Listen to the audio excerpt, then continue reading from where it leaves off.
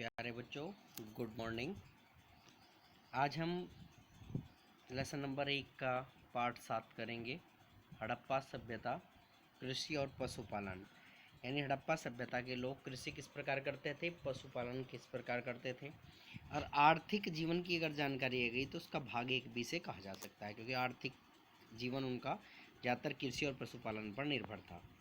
तो इसे लिखेंगे, सैंधव निवासियों के जीवन का मुख्य उद्यम कृषि था। सिंधु घाटी की भूमि अत्यंत उपजाऊ थी। देखो, उपजाऊ क्यों थी, उसका कारण ये है, सिंधु तथा उसकी सहायक नदियाँ प्रतिवर्ष उर्वरा मिट्टी बहाकर लाती थी, जिसमें पैदावार काफ़ी अच्छी होती थी। देखो, सारी जो नदियाँ होती हैं वो जो उर्वरा मिट्टी अपने साथ बहा के लाती हैं बरसात के समय में, वो छोड़ के चली जाती हैं, तो इससे भूमि अच्छी हो जाती है, पैदावार अच्छी होती है, भूमि में उपजाऊ हो जाती है। प्रमुख खाद्यान्न गेहूं और जौ थे। देखो, वो प्रमुख खाद्यान्न उनके क्या थे, गेहूं और जौ थे। गुजरात में लोथल तथा रंगपुर स्थलों से मृत्तिपंड में लिपटे हुए धान की भूसी मिली है।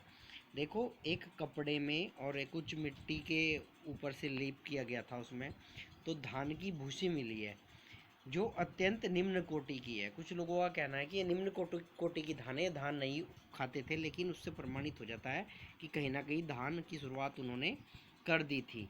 यहीं से बाजरे की खेती किए जाने के प्रमाण भी मिलते हैं। लोथल और रंगपुर से बाजरे की खेती के प्रमाण भी मिलते हैं। ये 6 प्रकार के बाजरे उगाते थे, वो अलग विषय है। मटर व तिल की खेती भी यहाँ होती थी। देखो, मटर की खेती भी किया करते थे, ये तिल की भी किया करते थे। 2 नंबर में आएगा तो जो जो लाइन खींची हुई है इनके नीचे शॉर्ट में, वो फटाफट से लिख देंगे कि ये उगाते थे, ज़्यादा लिखने की ज़रूरत नहीं है। 5 या 7 में आपको ज़्यादा लिखना पड़ेगा। सूती वस्त्रों के अवशेषों से निष्कर्ष निकलता है कि यहाँ के निवासी कपास उगाना भी जानते थे। देखो, सूती वस्त्रों के कुछ अवशेष मिले हैं, उससे ये परिणाम निकाला जाता है, निष्कर्ष निकाला जाता है कि वो कपास से बनते हैं, तो यहाँ कपास उगाते होंगे। फलों में केला, नारियल, खजूर, अनार, नींबू, तरबूज आदि का उत्पादन होता था। सिंचाई के लिए नदी से पर्याप्त जल प्राप्त होता था। देखो, इन्होंने डैम बना के पानी को रोक के पानी के बहाव को परिवर्तित करना सीख लिया था।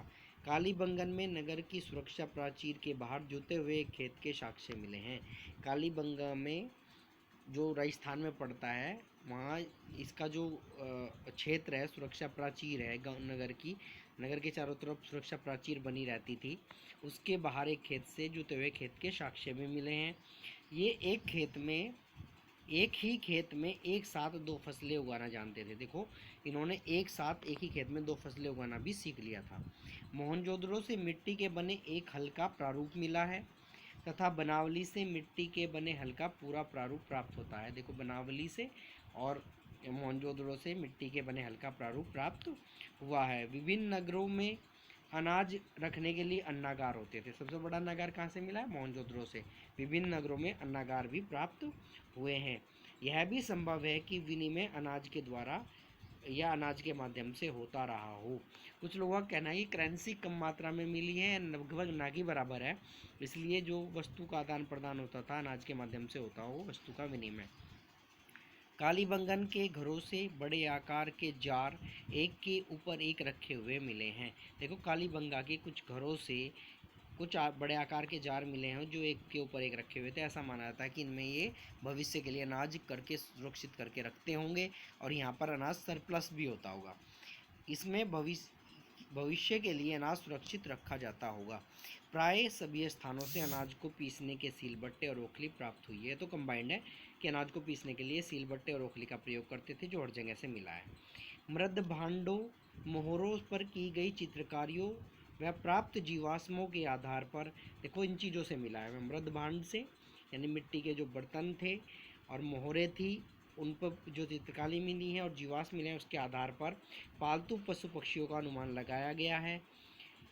अब कौन कौन से थे वो बताना है। कुबड़दार वृषभ मोहरों पर बहुतायत मिलता है। सबसे ज़्यादा जो मोहरों पर मिला है वो कौन मिला है, कुबड़दार वृषभ यानी बैल। अन्य पालतू पशुओं में बैल, गाय, भैंस, सुअर, भेड़, बकरी, हिरण, खरगोश आदि थे। हाथी दांत से बनी वस्तुओं से यह स्पष्ट हो जाता है कि ये हाथी को भी जानते थे या इनसे परिचित थे, हाथी से भी। लोथल सुरकोटड़ा कोटड़ा बोलते हैं। कालीबंगन से घोड़े के अवशेष मिले हैं। देखो पहले कहा जाता था कि घोड़ा ये नहीं पालते थे, वो वैदिक काल में आया, आर्य लेके आए, लेकिन इसमें 3 जगह से अवशेष मिले हैं। ऊँट के अवशेष भी मिले हैं, इन्हीं जगह से ऊँट के अवशेष भी मिले हैं।